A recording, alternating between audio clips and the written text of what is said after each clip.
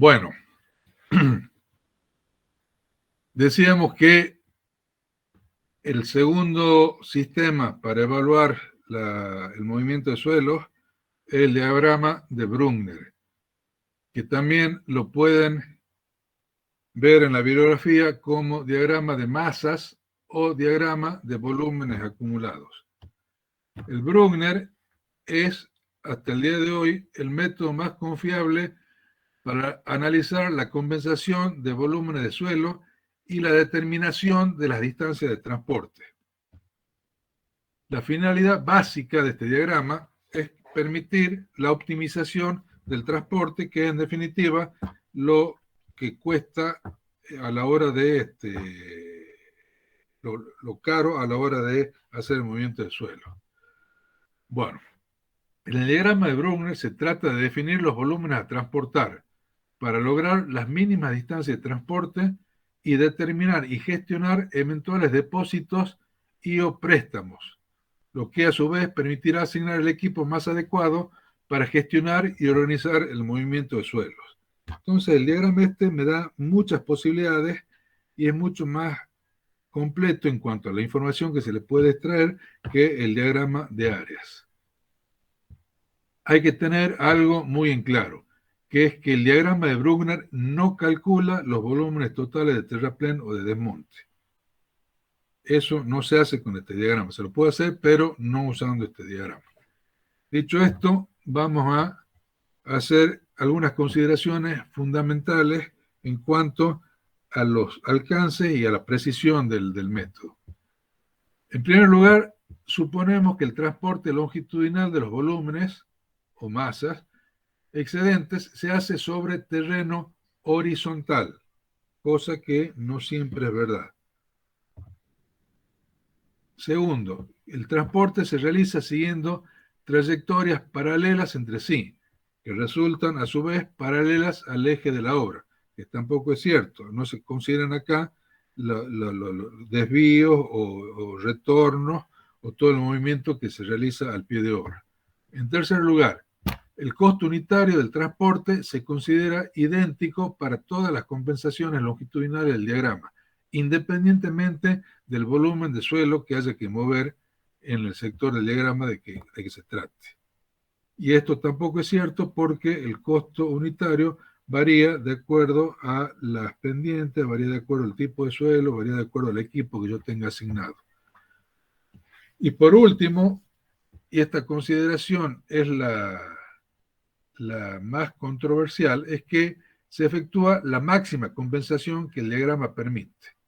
En otras palabras, estamos diciendo que cada volumen de suelo excavado se emplea para construir terraplenes. Esto quiere decir que ningún terraplén va a ser ejecutado o construido con suelo que no provenga estrictamente de las excavaciones realizadas, cualquiera sea la distancia a la que se encuentre. Estas cuatro consideraciones hacen que el diagrama pierda, le quiten un poco de precisión al diagrama, pero así todo es el método más confiable que hay para evaluar el movimiento de suelo. Así que sigue siendo de aplicación en la actualidad. Bueno, vamos a ver cómo se obtiene el diagrama. Tenemos una posibilidad que es el método gráfico y que el diagrama de Brunner se obtiene a partir del diagrama de áreas depurado que ya hemos visto, haciendo la integración gráfica del diagrama. Pero esto es engorroso, lleva mucho tiempo, entonces lo más fácil es utilizar el método analítico, para el cual debe confeccionarse una planilla de cálculo como la que vamos a ver ahora. En esta planilla, la primera columna es progresiva, la segunda columna áreas, como habíamos visto para el diagrama de áreas, con subcolumnas de terraplén y desmonte. La tercera columna, es la columna de distancia, que no la hemos visto en áreas. La cuarta es la columna del coeficiente de compactación. La quinta es volúmenes, que también es nueva. La sexta, o F, volúmenes compensados transversalmente. Y la última la columna G, volúmenes compensados longitudinalmente. ¿Cómo se llena esta planilla? Las columnas A y B se llenan igual que en el caso que ya hemos visto del diagrama de áreas. La columna E, que es la de volúmenes, E1 es igual a B1 por el coeficiente, perdón, por la distancia de aplicación. E2 es igual a B2, y acá está mal, perdón, es 9,2'. En un segundito. B2. Ahora sí.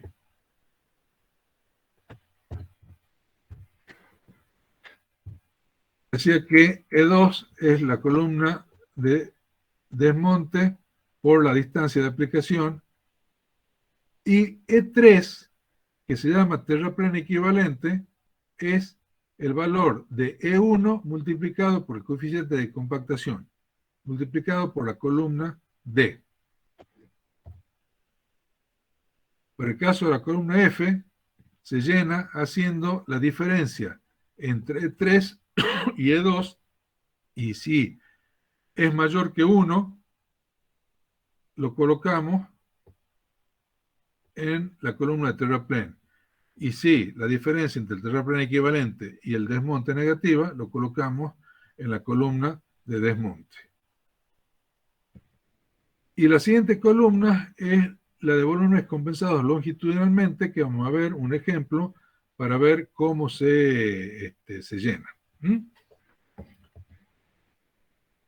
Supongamos que tenemos la columna y hemos llegado a las dos últimas columnas de esta manera. En la columna F, volúmenes compensados transversalmente, ya sabemos que tenemos compensación transversal realizada, con lo cual en cada progresiva puedo tener únicamente terraplén o desmonte, como ven acá en la pantalla.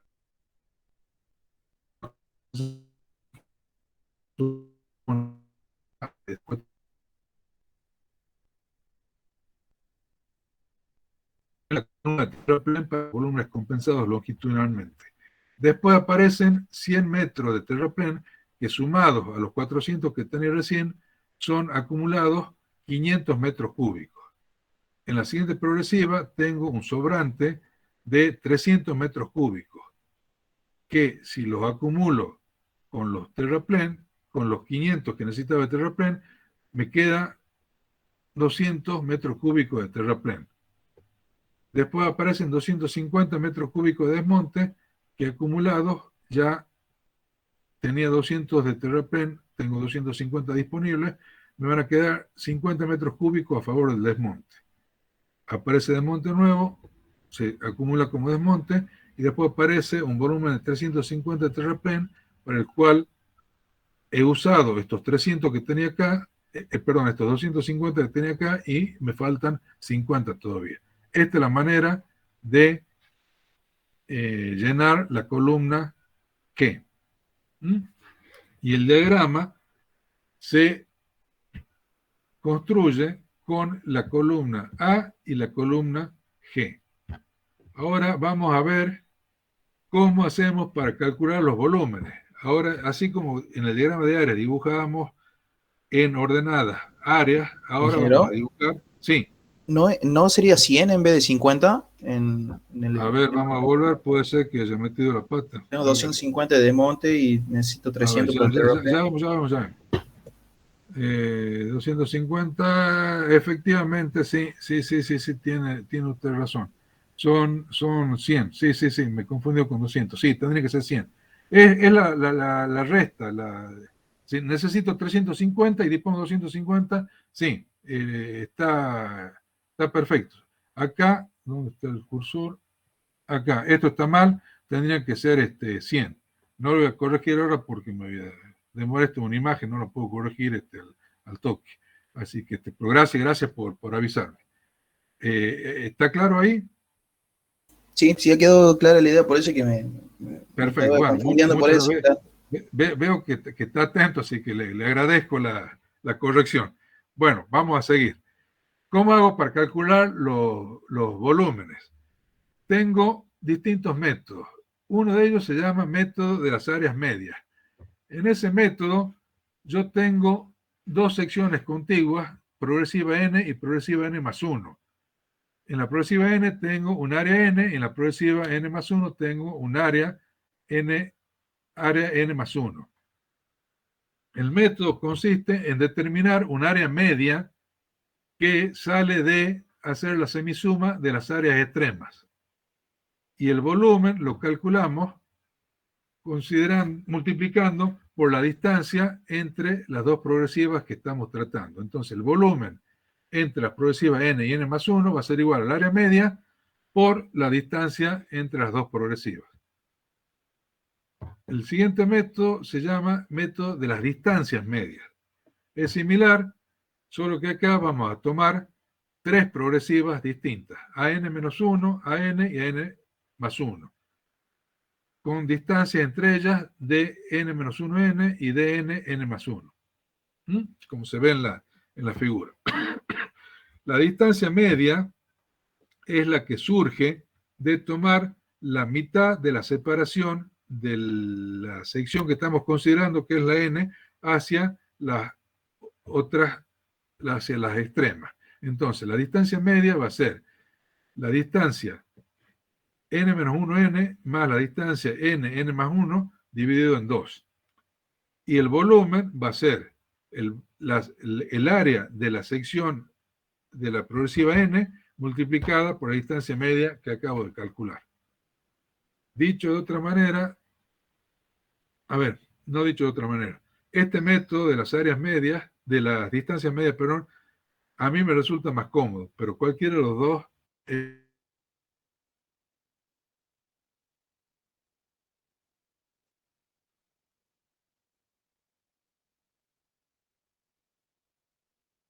miles de metros cúbicos es insignificante.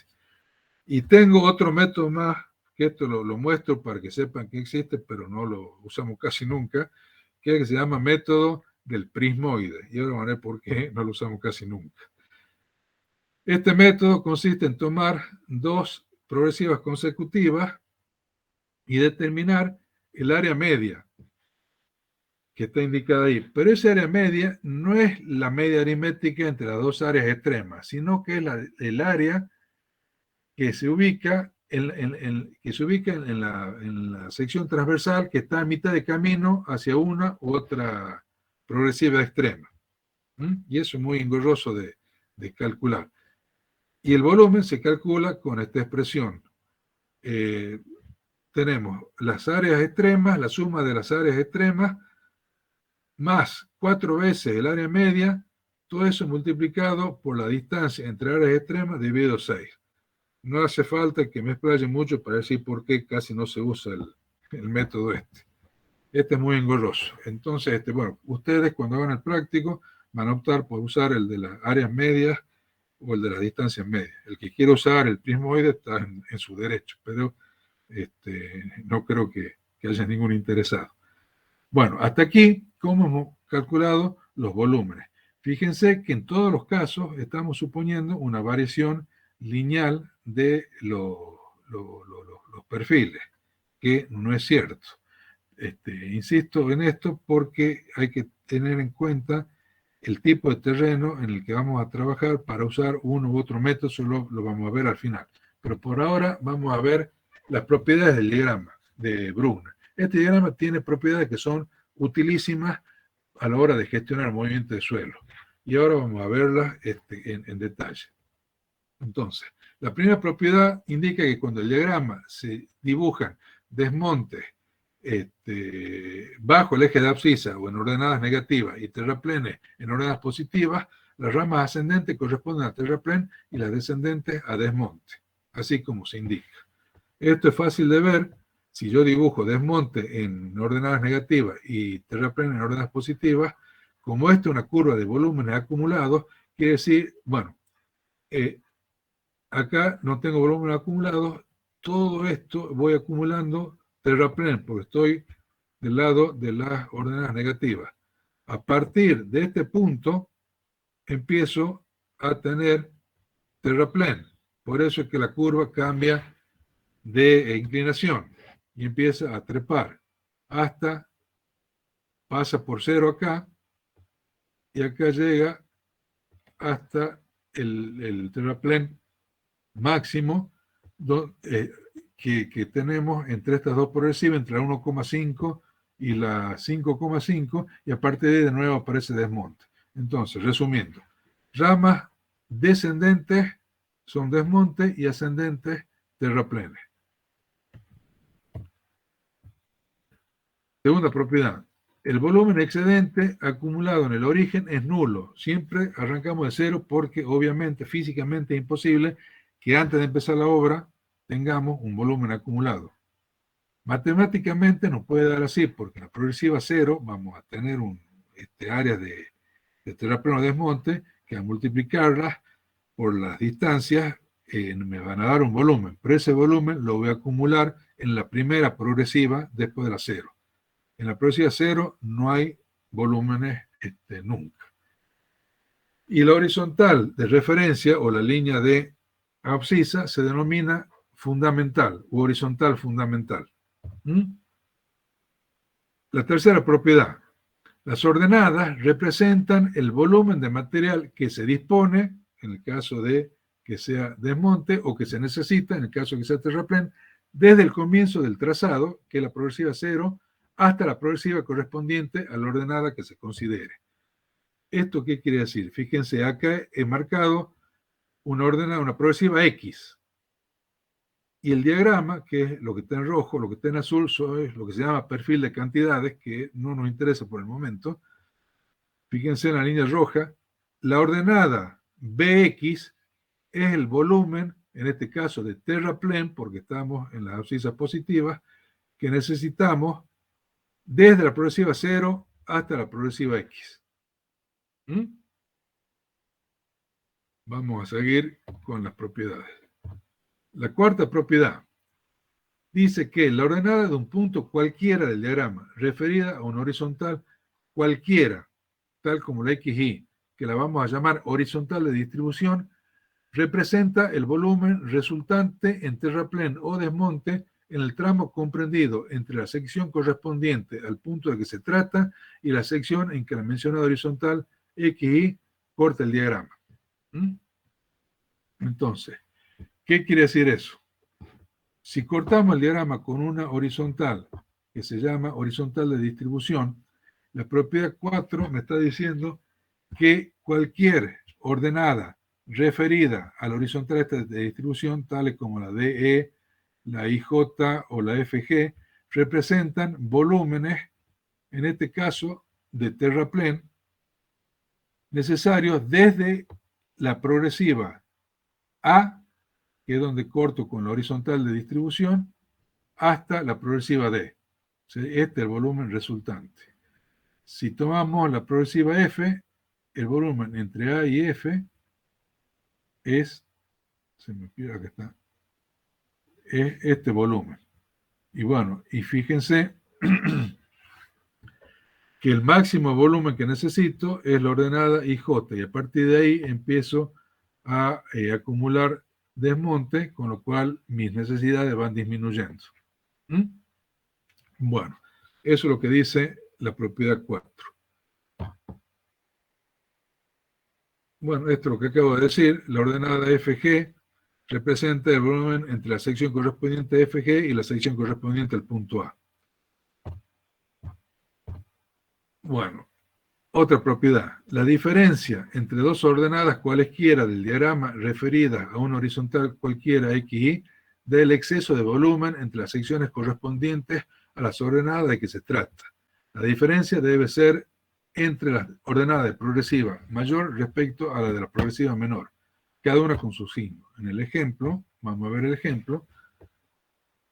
Si yo quiero determinar la diferencia en necesidad de suelo entre el punto F y D, tengo que restar las ordenadas FG de DE. Y el valor HG, que está pintado en verde, es lo que me da la necesidad de suelo entre esas dos progresivas, entre la progresiva D y la progresiva F. ¿Mm? Vamos, esto está claro, porque esto es fundamental para entender lo que viene. ¿Se entiende el concepto ese o no? Muchachos. Ingeniero, ¿me da el Sí. exceso o me da lo que me falta? Sí, exceso en realidad, el exceso en terraplén, perdón. Sí, sí, exceso, quiero decir, sí, es un faltante de suelo en realidad, no un exceso, estrictamente hablando un faltante de suelo, porque es un volumen de terraplén el que me está faltando. Bien, ¿Sí? perfecto. Entonces, bueno, vamos a seguir. Porque ya lo voy anotando para corregir un gráfico. Bueno, esto es lo que acabamos de ver. Vamos a ver la siguiente propiedad. Un horizontal cualquiera XY intersecta sobre el diagrama puntos tales como A, B y C, entre los cuales se compensan los terraplenes con las excavaciones. ¿Y esto por qué es así? Ya que por tener ordenadas nulas no existe exceso de volumen entre ellos. En base a la propiedad que acabamos de ver, si yo resto la ordenada en la progresiva B de la de A, es decir, no tengo ordenadas, ¿lo ven? Entonces quiere decir que entre A y B no me sobra ni me falta nada. ¿Estamos? Eso me lleva a afirmar que entre la progresiva A y B el movimiento de suelo está perfectamente compensado.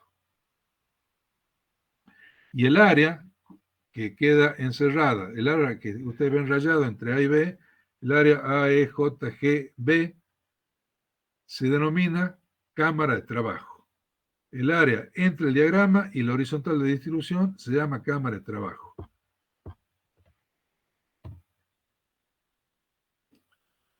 Ya hemos visto que la horizontal XY es la horizontal de distribución y los sectores compensados del diagrama son los que se indican como AJB y BKC. Son dos cámaras de trabajo. Y en ellas el movimiento de suelo está totalmente compensado, porque no sobra ni falta nada.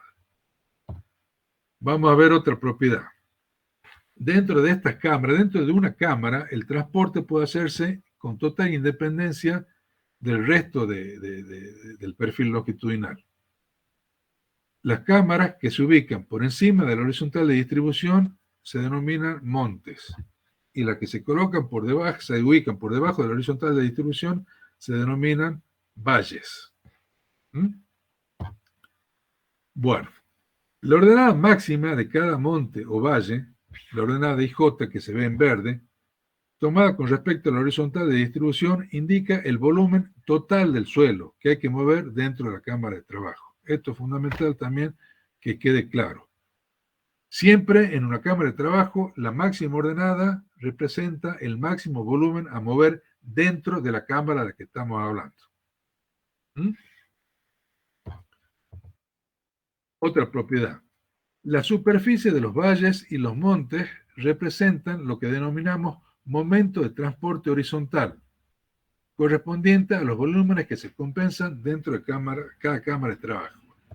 Simplemente, el área de la cámara es lo que se denomina momento de transporte. En el caso, vamos a ver la figura anterior. Fíjense que tenemos acá un diferencial, un delta B, multiplicado por una distancia L. La sumatoria de los delta B por L son el área total de la cámara y es lo que se llama momento de transporte. Y se mide en hectómetros por metro cúbico. ¿Por qué? Porque las progresivas las medimos en hectómetros y los volúmenes en metros cúbicos. Nada de poner metro a la cuarta. Son hectómetros por metro cúbico. ¿Mm? Así se denomina, y esa es la unidad de lo que se llama momento de transporte, que no es otra cosa que el área de la cámara. Bueno, El resultado del cociente, ¿por qué no sirve el momento de transporte? Porque el resultado de dividir el momento de transporte en el volumen máximo me da lo que se llama distancia media de transporte, correspondiente a la cámara de trabajo. Entonces, la distancia media de transporte, la superficie, en este caso, en el ejemplo del área BKC, dividida la ordenada km, que es el volumen máximo, y esto me da la distancia media de transporte. ¿En qué me da la distancia? En hectómetros, porque metro cúbico se simplifica con metro cúbico. Entonces la distancia media de transporte la sacamos de dividir el momento de transporte en el volumen máximo.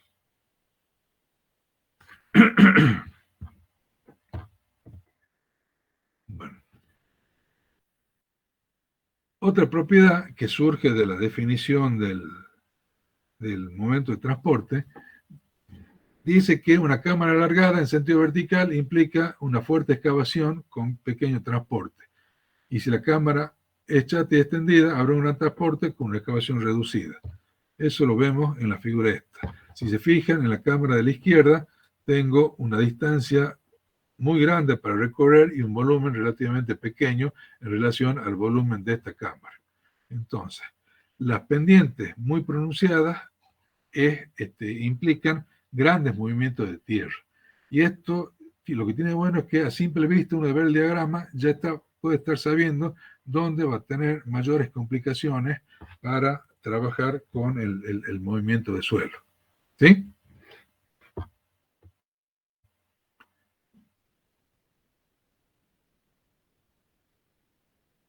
De una cámara respecto a la respectiva horizontal de distribución indica el sentido del transporte. Una cámara situada por arriba, como se ve acá en la figura, esto es un monte y esto es un valle. Entonces la cámara situada por arriba, un monte, tiene un sentido de transporte que va de izquierda a derecha. Ustedes ven que el suelo disponible lo tienen de este punto hasta acá. Entonces este suelo hay que llevarlo para acá. De igual manera, el valle, el sentido de transporte es inverso. Es hacia la derecha, en el sentido de avance de las progresivas. Entonces eso también lo pueden ver en el diagrama a simple vista.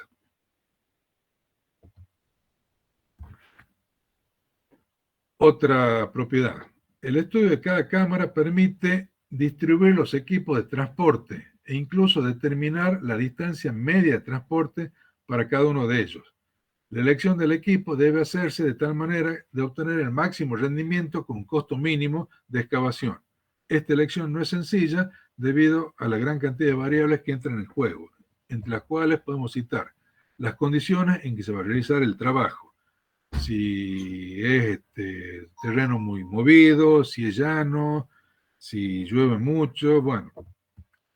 La naturaleza de los suelos, si son suelos fáciles de excavar y transportar o no, o hay que usar equipos, acuérdense de los escarificadores que hemos visto con ingeniera Katz. Depende también de la longitud y ancho de los préstamos o de los lugares donde extraemos tierra. Préstamos de mucho ancho van a hacer más engorrosa el trabajo del transporte de suelo. La profundidad de la extracción también tiene que ver porque yo tengo que tratar de excavar de manera tal que no tengan que hacer obras accesorias como una rampa para que el vehículo de carga pueda circular por el lugar donde estoy sacando suelo. También depende del volumen de excavación a mover, porque en función de eso voy a tener que usar equipos de mayor o menor envergadura. Y finalmente, del transporte medio a realizar, de la cantidad media a transportar.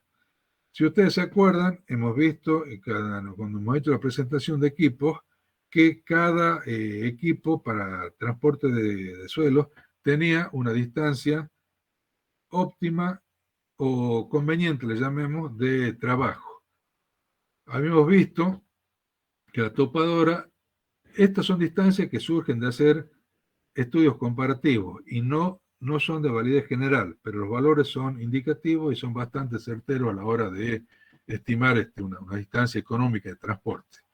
La topadora, decíamos, 100 metros, la cargadora frontal 150 metros, la motopala alrededor de 1500 metros y el camión combinado con un equipo que lo cargue de 5000 metros para adelante.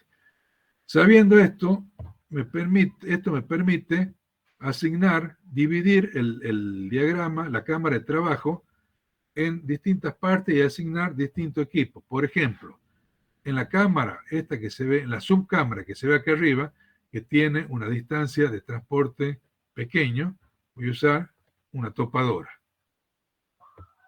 En esta segunda cámara, que tiene una distancia de transporte mayor, puedo usar una motopala. Y en la tercera cámara, que ya tengo un volumen importante y una distancia mayor para transportar, voy a trabajar con una excavadora y un camión. Entonces, hasta esto permite el diagrama, hacer una asignación racional de equipo a excavar. ¿Cómo cómo determino la distancia de la cámara? Bueno, para hacerlo en forma precisa tendría que calcular cada área de esta subdivisión de cada subcámara y dividirla en el volumen máximo de cada subcámara. Pero como eso es engorroso, directamente voy a adoptar la distancia que me da la base de la cámara como la distancia media de transporte. No la voy a calcular, voy a tomar directamente esa distancia. Eso significaría que estoy trabajando, moviendo un volumen así que la cámara, en vez de ser triangular, fuera rectangular, para que dividiendo el área sobre el volumen dé la base. Pero el error que se comete es menor frente a la rapidez en la toma de decisiones y la determinación de qué equipo voy a utilizar en cada subcámara. ¿Mm? Bueno, y el último, la última propiedad es que los puntos del diagrama donde la pendiente de la rama cambia de signo, o sea que pasa de desmonte a terraplano o de terraplano a desmonte, corresponden a vértices máximos o mínimos de la curva, así como se ve. Y ellos coinciden en los puntos en que el perfil longitudinal del camino pasa de desmonte a terraplén y viceversa. Y esto es una cuestión de simple observación. En esta zona tenemos que construir terraplén. Entonces, hasta acá. A partir de ahí, tenemos que empezar a excavar. ¿Hasta dónde? Hasta acá. Y a partir de ahí, de nuevo, necesitamos terraplén. ¿Mm? Bueno, estas son las propiedades del diagrama de Brunner que nos ayudan a gestionar el movimiento de suelo. Antes de que avancemos, ¿hay alguna pregunta hasta acá?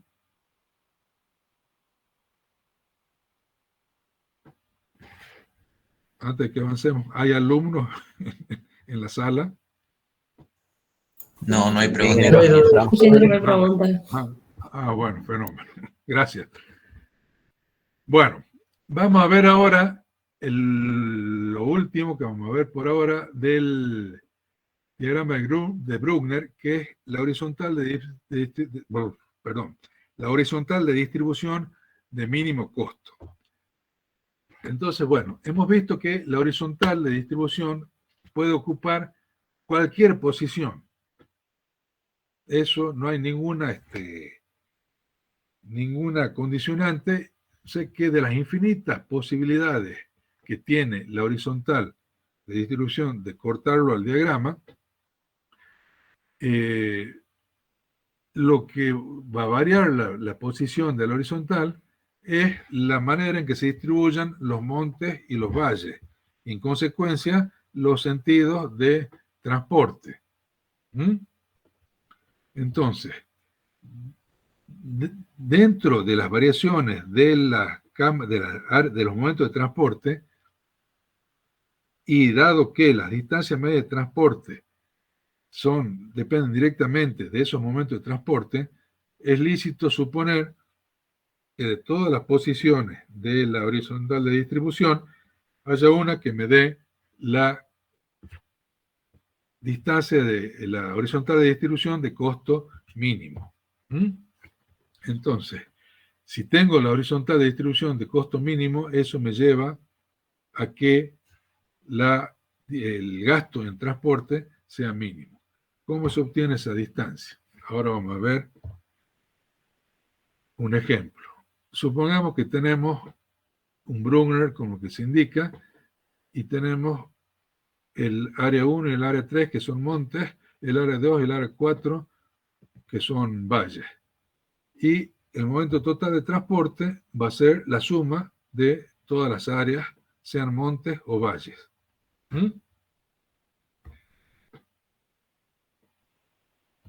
Supongamos ahora que le damos un desplazamiento a la horizontal de distribución. Un desplazamiento infinitesimal dB, como se indica en la figura, en forma paralela a sí misma. Entonces, si D1, D2 y D3 son las bases de las cámaras, se tendrá que, debido al desplazamiento, las áreas de los montes, vienen que el desplazamiento hacia abajo, las áreas de los montes se incrementan en una distancia de 1 por dB, o de 3 por dB, en el caso del ejemplo. Y las bases de los valles disminuyen en una cantidad de 2 por dB, de 4 por dB, y así sucesivamente. De modo tal que el aumento de los montes va a ser la suma de D1, D3 hasta Dn por dB, y la disminución de los valles de 2, de 4, etcétera, etcétera, por dB.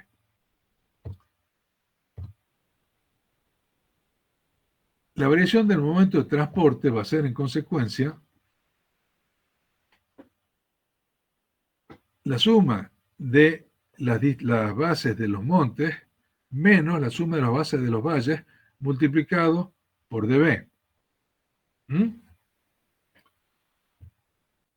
Y para que el momento de transporte sea un mínimo, acuérdense de que el momento de transporte nos conduce a la distancia media de transporte, la derivada del momento de transporte con respecto a B tiene que ser 0.